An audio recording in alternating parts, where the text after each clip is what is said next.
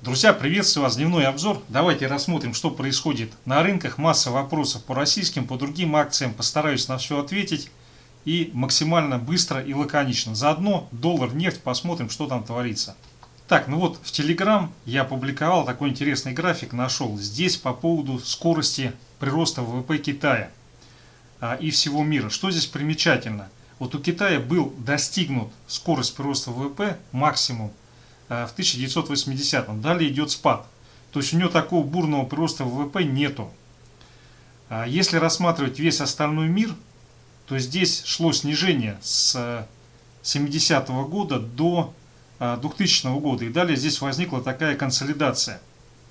Текущая ситуация указывает на то, что Китай постепенно охлаждается, а весь мир входит в стадию накопления и подготовку к новому росту в связи со сменой технологического уклада. Вот такая загогулина непростая. Так, ну вот еще новость. Из нас, из России, заморозили цены на яйца и птицу. Но на самом деле вот этот ход, с моей точки зрения, он не очень правильный, потому что любая заморозка цен и попытка их сдерживания без решения проблем, лежащих в основе, она приведет к тому, что будет либо дефицит, либо галопирующая инфляция. Здесь, с моей точки зрения, нужны немножко другие меры. Я как-нибудь об этом расскажу, свое видение этого процесса. Так, что касается вышедшей статистики. По Германии разочарование, минус 4,5%, значительное проседание розничных продаж. Ну, как бы это говорит о том, что не все хорошо и в Европе, и в Германии. И на самом деле, вот Германия, она вызывает определенные опасения в связи с этой статистикой, потому что экономика Германии — это две составляющие ключевых. Первое — это экспорт, то, что они производят, и второе — это внутреннее потребление. Соответственно, просадка внутреннего потребления может указывать на то, что в ближайшее время мы увидим либо какое-то торможение, восстановление, либо какой-то иной неблагоприятный процесс или сбой. Так, ну и вот безработица вышла. Здесь прирост вместо снижения, то есть тоже, ну, для евро это, конечно, не айс. И инфляция, которую так лелеет в Европе, она всего лишь на 1,1% вместо 1,4%. Ну, вот вся эта статистика, она указывает на то, что на евро давление будет оказываться, и для роста доллара все карты в руки. Так, S&P консолидируется, но пока такого критичного снижения нету. 3850 и даже 3860 пока не пробили. Соответственно, вот этот дневной таймфрейм SFD на фьючерс S&P, здесь у нас пока что все в порядке, все весьма благообразно развивается. Так, друзья, дальше индекс доллара. Статистика из Германии и еврозоны подвела, и поэтому пошло движение наверх. Это опять же дневной таймфрейм. Но видим, здесь у нас бронебойный уровень 91,5, пока его не пробили. Соответственно, пока устойчивого пробития и закрепления нету, говорить о том, что евро уходит в пике, я думаю, преждевременно. Вот здесь вот был ложный пробой, этот ложный пробой привел к откату.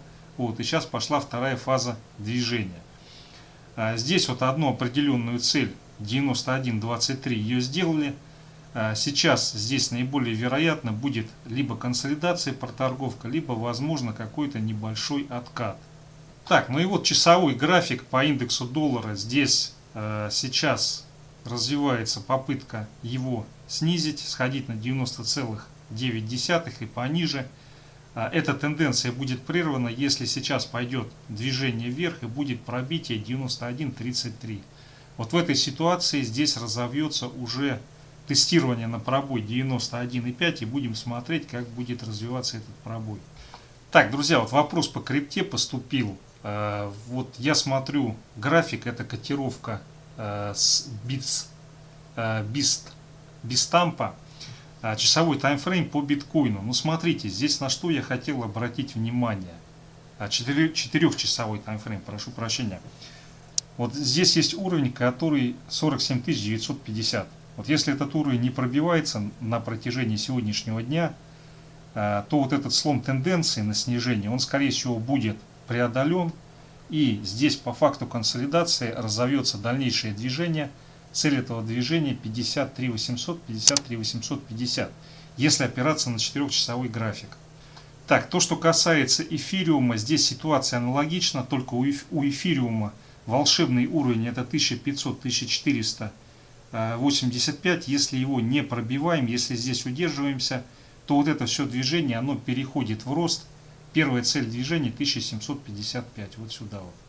Так, далее VIX, 4-часовой таймфрейм. Здесь у нас пошло разворотное движение.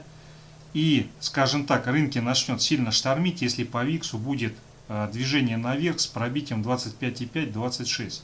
Вот этот диапазон на текущий момент, он выступает некой демаркационной линией, и в случае его пробоя движение уже пойдет, цель движения будет 29,5, но рынки от этого начнут трястись.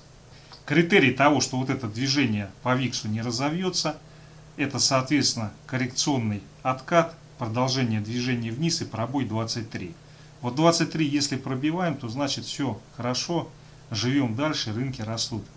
Так, друзья, далее нефть Brent, часовой таймфрейм, он в наибольшей степени описывает нефть. На что здесь хотел обратить внимание? Ну, сейчас информация по ОПЕК будет поступать.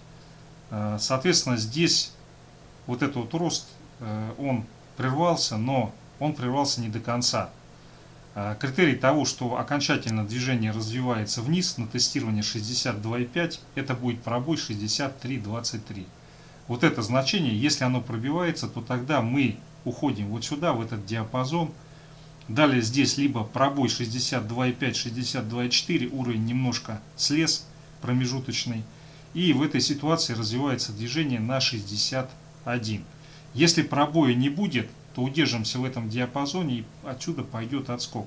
Сейчас на текущий момент ключевой уровень 63,23, 63,15. Вот этот диапазон, если он пробивается, то действительно здесь произошел перелом и пойдет либо возврат в этот диапазон, либо дальнейшее проседание. Если пробоя не будет, то вот у нас есть интересная цель движения, это 65. Так, друзья, далее рубль-доллар. Ну смотрите, здесь страсти мордаси у нас сегодня. Немножко 74, 75 не добили, совсем чуть-чуть не добили. Вот. Но всегда уровень, он с определенным облаком вероятности срабатывает. Вот здесь там диапазон 74,7, 74,8. Вот. Но вообще как бы должны были 74,75 сделать. Вот. Значит, конечно же, движение скорее всего будет наверх. Но не сейчас, через какое-то время. На текущий момент, опять же, вот часовой таймфрейм, рубль-доллар, USD Tomorrow, вот смотрите, 73,9, ударили 74. Далее движение не пошло. То есть, ну, прокололи и вернулись опять же вот в этот диапазон. Соответственно, говорить о том, что дальнейшее укрепление рубля к валюте разовьется, можно будет в том случае, если будет вот это движение хотя бы на 73,65, вот сюда вот. Если вот этого движения сейчас не возникает, то тогда остается в диапазоне 74, ну 73,9 и верхняя граница 74,25. Вот это консолидация. Если переходить, детализировать на 5-минутный график, то у нас здесь все-таки наиболее вероятно произошел разворот. Сейчас 14,22 по Москве. Вот. И отсюда формируется отскок. Ну и цель этого отскока в идеале сходить вот сюда вот на 74,55. Вот. Ну или хотя бы подняться на 74, 74,1. Сейчас вот этот отскок вероятно продолжится. Критерий того, что этот отскок не продолжится, если опираться на внутридневные уровни, это откат назад и тестирование на пробой 73,65, 73,71. Вот этого диапазона. То есть если сейчас будет такое движение, то наиболее вероятно тогда рубль-доллар пойдет под значение 73,63 и какое-то время здесь будет торговаться, либо пойдет дальнейшее укрепление. Сейчас по 5-минутке 14,22 произошел разворот. Так, друзья, далее Сбербанк. Смотрите, по Сбербанку идет движение. Цель этого движения потестить на пробой 276,5. Вот этот уровень 4-часовой график. Если здесь возникает пробой, то отсюда развивается движение, цель его 282. Ему надо закрепиться выше этого значения. И сейчас судя по всему, вот это движение, оно разовьется. Почему пошло такое движение? Я думаю, здесь прямая корреляция с тем, что мы видим в рубль-доллар. Возможно, идет какой-то заход в российский рынок, фондовый, покупка, ну, сразу начиная с голубых фишек, Сбер, Газпром.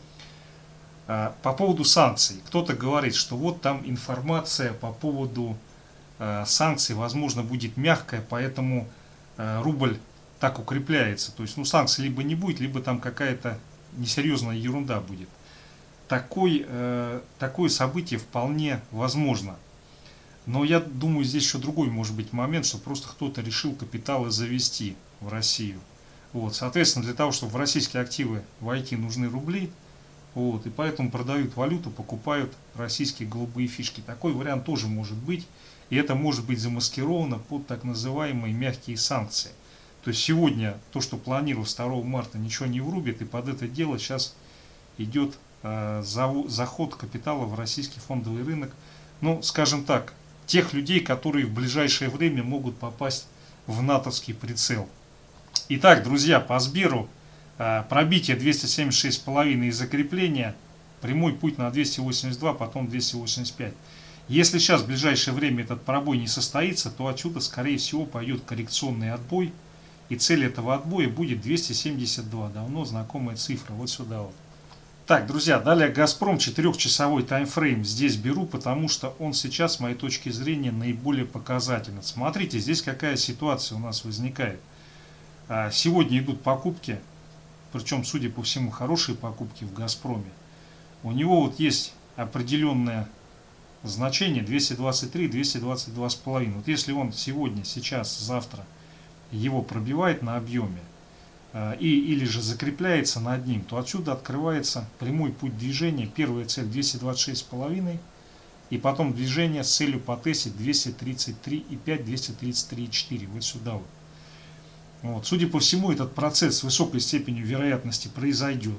Критерий того, что он не произойдет, это пробитие 220 и закрепление под 220, 219,5. Вот если такое происходит, то да, это все движение, накопление, которое здесь было, оно сваливается в коррекционный откат. Вот. Опять же, пока на текущий момент, ну вот исходя из движения графика, особо нету вероятности того, что произойдет обвал и движение там на 208 или 200. Вот. Конечно, с учетом всей этой истории с Северным потоком или санкциями, в любой момент может прилететь черный лебедь и намахать крылышками, но пока все в большей степени указывается на движение поэтапное. Сначала попытка 223 пробить, потом сходить сюда и сюда. Так, друзья, далее Норильский никель, дневной таймфрейм, но здесь, судя по всему, весь ужас в Норильском никеле реализовали, 23 удержали, но обращаю внимание, по этой компании в среднесрочной перспективе и в ближайшей могут различные вопросы к ней всплывать, к ее операционной деятельности, и, возможно, будут еще какие-то инциденты. Но здесь тут никакого инсайда нет. Есть такая штука, вот вы, допустим, машину купили, пока она новая, проблем с ней нету. Как только, ну если японская машина, ей больше там 10 лет, если там отечественная машина больше 2 лет, то потом начинается одно за другим. Вот. Здесь как бы система, если она надлежащим образом не восстанавливается, ну, как у нас с большинством предприятий сейчас и происходило за 30 лет, то здесь можно ожидать всего чего угодно. Поэтому, да, краткосрочно мы, вероятно, отскочим.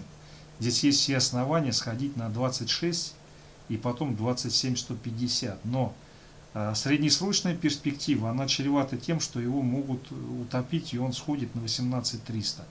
Это будет продиктовано либо, возможно, какими-то еще инцидентами, либо тем, что сформирует какой-то консолидированный запрос, скажут, вот таким образом вы ведете деятельность. Так, ну вот переходя к 4-часовику, здесь у нас сейчас ситуация, она 50 на 50, то есть идет поджатие к уровню 24,400, и в самое ближайшее время либо здесь будет пробой и закрепление, и тогда, соответственно, 26, вот оно очень быстро будет сделано.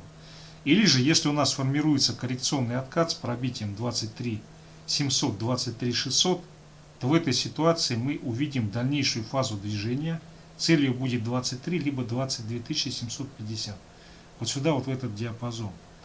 Судя по тому, как идет поджатие к уровню, я думаю, более вероятно пробитие движения наверх. Вот.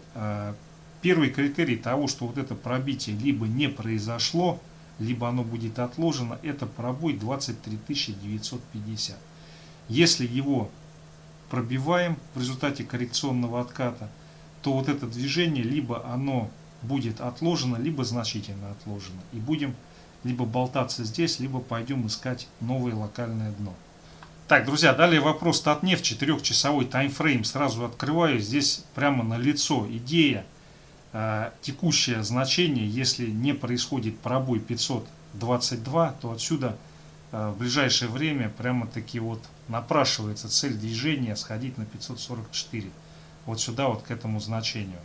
Так, друзья, далее Яндекс. Яндекс пробил уровень 4900, но вот здесь его начали активно выкупать на 4800, 4830. Вот, и поэтому движение, которое здесь должно было произойти, оно на текущий момент было сломано.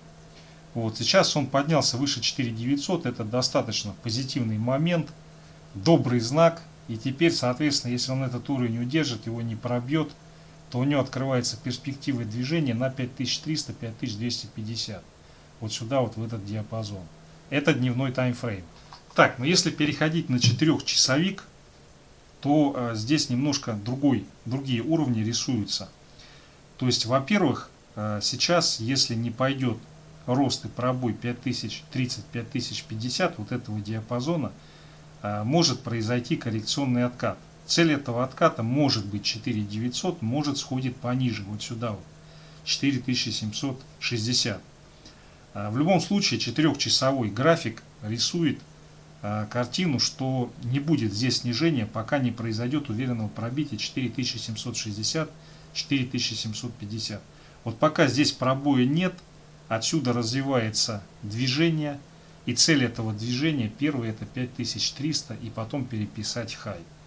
Вот такая картина, немножко как бы по-разному дает взгляд 4-часовик и дневка. С моей точки зрения, здесь 4-часовик, он более вероятный сценарий показывает. Так, друзья, вот по эталону засыпали. Эталон, строительная компания, недельный таймфрейм. Здесь что примечательно, вот она нарисовала разворот и пошла проседать. Вот. Сейчас ситуация, если с точки зрения недельного графика, она действительно неопределенная. Потому что не дошло до тех значений, от которых можно отталкиваться. Но по недельке здесь, тем не менее, сейчас вполне может произойти разворот и отбой от уровня 124-123. Вот здесь есть определенный уровень, от которого, ниже которого движение может не развиться. Хотя по недельному таймфрейму эталона здесь перелом и должно быть движение хотя бы на 114. Так, ну вот дневной график, да, здесь мощнейший отлив. Сегодня идет отскок, пока непонятно, отскок это дохлой кошки или отскок это не дохлой кошки, а реальный отскок. Но смотрите, с моей точки зрения, здесь вот по дневному таймфрейму ситуация определяется достаточно нехитро. Вот дневной таймфрейм, если не будет пробития 120, 121 вот этого диапазона, то здесь его откупят и у него прям вот напрашивается отскок с целью движения на 134. 134 и потом, соответственно, 137,5 вот сюда, вот к этому диапазону. Ну и 4-часовик, по 4-часовику сейчас наиболее вероятно будет движение на 132, вот сюда, вот к этому значению. Вот здесь движение это не состоится, если будет коррекционный откат и пробитие 122 с половиной. В этой ситуации действительно он пойдет ниже, уже, наверное, искать дно на 114. По 4-часовику здесь уверенный отскок идет, но вот то, что здесь оставили такой гэп незакрытый, указывает на то, что по факту исчерпания вот этого движения будет все равно откат на 124. Вот. Но пока я не вижу никаких факторов, указывающих на исчерпание движения.